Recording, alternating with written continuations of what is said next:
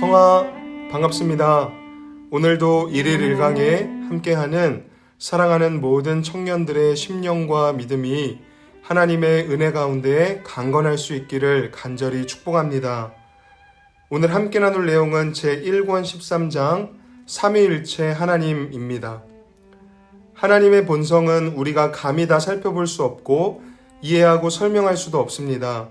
하나님은 무한하시고 영이신 하나님이시기 때문입니다. 그래서 하나님이 우리에게 자신을 설명하시는 방법은 마치 엄마 아빠가 갓난 아기에게 자신들을 설명하는 방법과 비슷합니다. 매우 단순하고 쉽다는 것입니다. 엘린이에게 엄마 아빠를 설명해 줄 때도 엘린아 엄마야, 엘린아 아빠야, 이게 다입니다. 이처럼 단순하고 쉬운 방법에도 불구하고 아기는 자기를 낳은 엄마 아빠를 알게 되고 믿게 됩니다.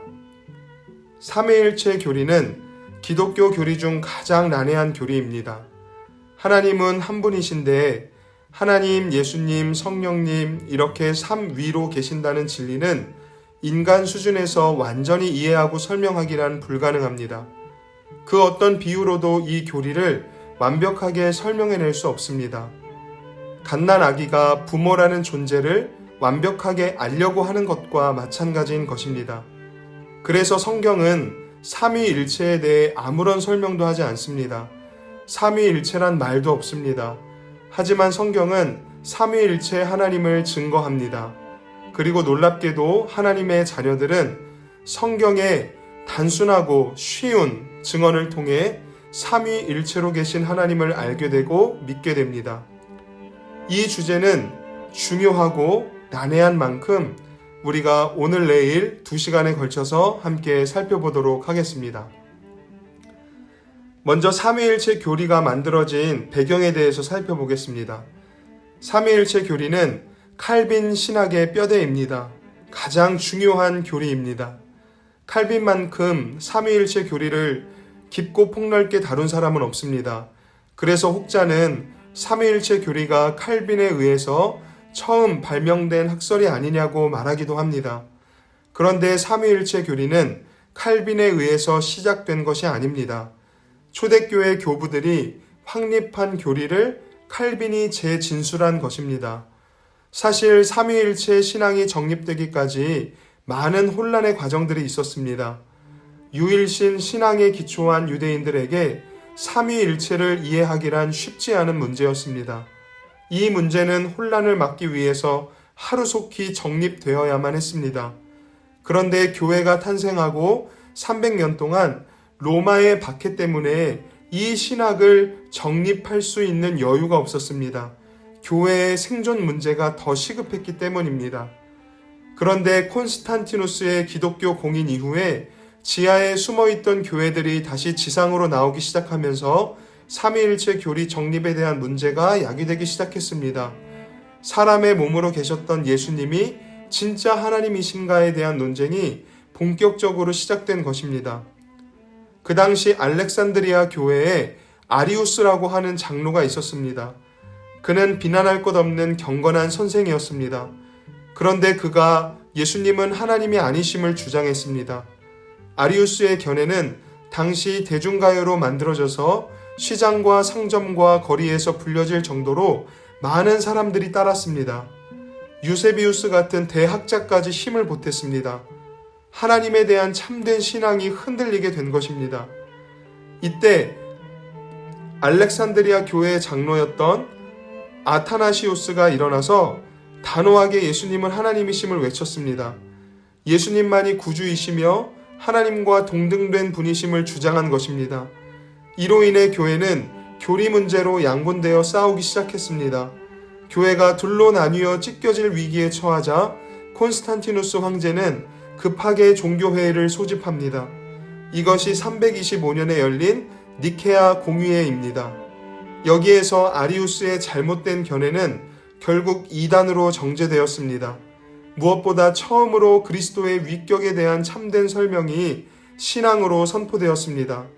그 이후의 칼빈 시대에도 아리우스와 같은 주장을 한 사람들이 많았기 때문에 칼빈은 초대교회 교부들이 확립했던 삼위일체 교리를 재진술하였던 것입니다. 이처럼 교회 역사를 통해 볼 때 삼위일체 교리는 늘 논쟁의 중심에 있었습니다. 특히 사람들이 삼위일체 교리에 대해서 오해하는 세 가지가 있었습니다.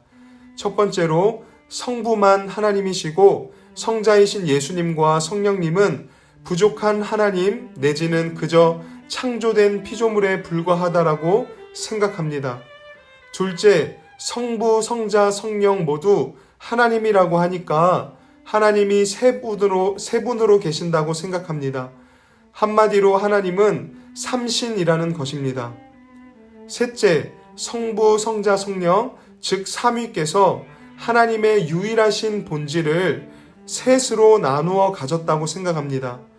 한마디로 성부, 성자, 성령 모두 하나님의 본질 일부만 소유하신 부족한 하나님이 되는 것입니다. 실제로 앞서 소개했던 아리우스는 마지못해 예수님을 하나님이라고 고백하는 척합니다. 하지만 그는 끝까지 예수님에 대해서 창조된 피조물, 하나님이 아닌 그저 사람일 뿐이라고 주장합니다. 또한 사벨리우스라고 하는 이단은 삼위란 한 분 하나님이 다양한 모습으로 나타나는 것에 불과한 것이지 삼위의 구별이나 순서 같은 것은 아무 의미가 없다고 주장합니다.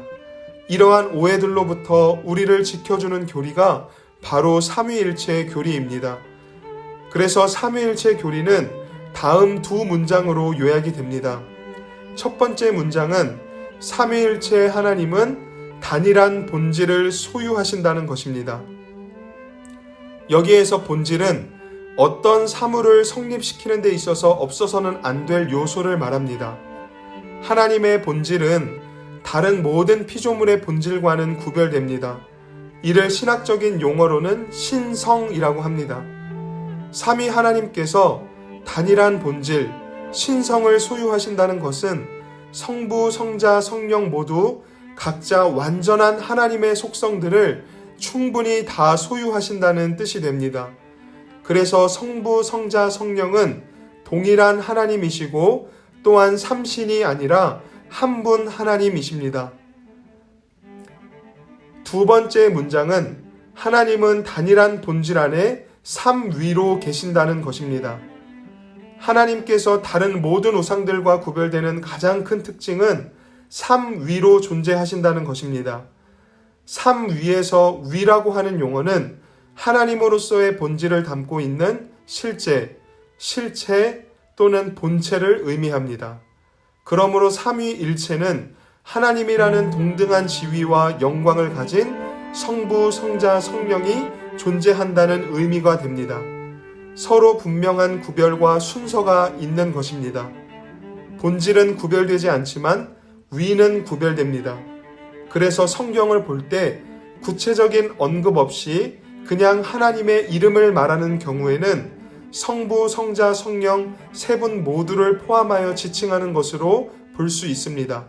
그러나 하나님, 예수님, 성령님으로 각각 따로 불리거나 서로 비교될 때에는 반드시 구분해서 이해해야 합니다. 성부, 성자, 성령은 한 하나님이 여러 모양으로 나타나는 것이 아니라 삼위로 계시는 하나님을 말하는 것입니다. 오늘 살펴본 내용을 정리하자면 성부, 성자, 성령은 하나님으로 동등하십니다. 동시에 성부, 성자, 성령은 서로 구별되는 분이십니다. 본질은 하나이지만 그 본질을 소유하신 분은 셋이라는 뜻입니다. 그래서 성부, 성자, 성령은 한 하나님이 여러 모양으로 나타나는 것이 아니고 삼위로 계신 한 하나님을 말하는 것입니다.